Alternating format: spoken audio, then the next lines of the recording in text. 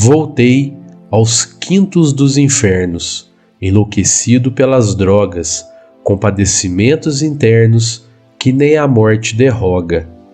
Hoje de 1000 tormentos padeço, deles não me livrou a morte. Por isso aqui e agora peço que orem para que eu seja forte. Durmo hoje como mineral, sonhando me sinto vegetal, desperto pareço um animal, deixei de ser um ser hominal. Regredi no tempo e no espaço, meu ser a droga desfigurou, só o que ela quer eu faço, já não sei quem de fato sou. Assim é que aqui e agora, comigo combate eu travo, pedindo em prece a toda hora que eu não seja mais escravo, e liberto desse vício demoníaco mais pesado que qualquer cruz, que me faz sentir um maníaco, desprovido de paz e luz. Sem pátria, família, nem Deus, imploro mesmo, sem devoção, que Jesus amenize os sofrimentos meus e tenha compaixão desse chorão.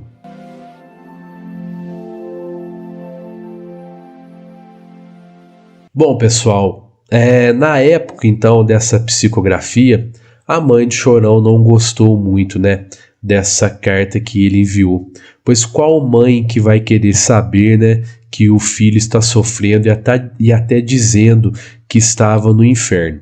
Esse inferno, pessoal, que o Chorão citou, nada mais é do que uma projeção da mente desajustada. Esse espírito ele estava nas regiões umbralinas, e o umbral é um local no plano espiritual que na verdade é uma projeção da mente desajustada dos irmãos que após desencarnar que são atraídos para lá.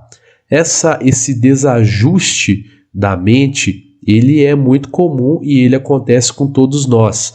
Porém, em alguns, essa mente desajustada ela pode durar alguns segundos ou minutos, horas, dias, semanas, meses, anos, décadas, séculos, em alguns casos, milênios. Mas o Espiritismo ele nos ensina que o inferno não existe. Deus não permitiria que um filho dele que erra queimasse eternamente no inferno.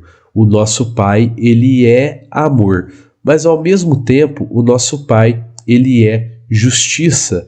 Por isso começamos a responder pelas nossas faltas quando retornamos ao plano espiritual, assim como também iremos responder na próxima ou nas próximas reencarnações, até que a gente evolua e possa estar então nos planetas superiores. Mas é muito comum pessoas que enviam psicografias e ainda estão em sofrimento dizerem que estão no inferno, pois esse é o conceito, que essas pessoas, que esses irmãos aprenderam quando estavam aqui reencarnados, é aquela questão do medo, Se nós não tivermos uma vida reta, então nós iremos para o inferno. Então muitas pessoas vivem com esse receio. E quando essas pessoas desencarnam e passam por algum sofrimento no plano espiritual, então em um primeiro momento, então essa pessoa acredita sim que ela está no inferno. Mas o inferno não existe, nós acabamos de ver isso. Um outro ponto também sobre o Chorão é que ele desencarnou devido a uma overdose de cocaína. E nesse caso, o espírito chega ao plano espiritual como um suicida. Mas nesse caso é um suicídio involuntário. Ele desencarnou antes do planejado devido a uma vida desregrada que ele viveu. O abuso que ele cometeu nessa reencarnação fez com que a vida dele fosse abreviada. E nesse caso o espírito sofre muito no plano espiritual. Mas lembra que eu falei, que Deus ele é amor, mas ele também é justiça. Então esse espírito ele sofre dores físicas, entre aspas. Por exemplo, ele sofre fome, sede, frio, crises de abstinência nesse caso, porque quando nós desencarnamos, nós experimentamos então essa confusão mental. Mas dependendo então da vida que nós levamos enquanto reencarnados, essa confusão mental pode durar, como eu falei para vocês, muito pouco ou pode durar muito tempo. E nesse período, essa mente desajustada acredita que ainda tenha essas necessidades físicas. Agora, na época em que o Chorão enviou essa carta, alguns canais, aqui no YouTube começaram a passar algumas informações sem muita precisão. Por exemplo, primeiramente que a carta era contraditória, porque o Espiritismo diz que espíritos em sofrimento em dimensões umbralinas não poderiam enviar mensagens. E não é bem assim, viu, pessoal? Muitas vezes o espírito sofredor ele é trazido sim até a crosta da Terra para enviar alguma mensagem, para receber algum ensinamento também no centro espírita, porque esse espírito já adquiriu condições e merecimento para tal.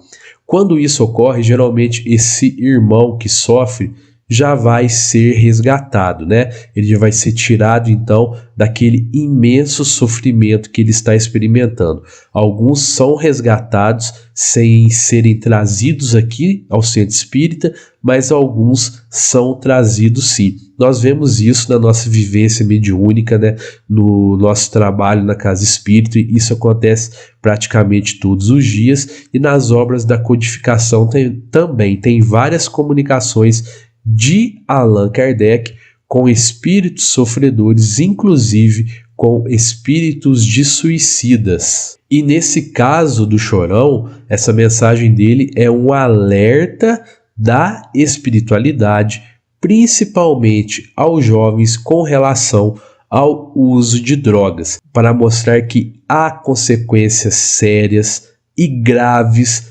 para o vício, que torna sim a pessoa um suicida, nesse caso um suicida involuntário.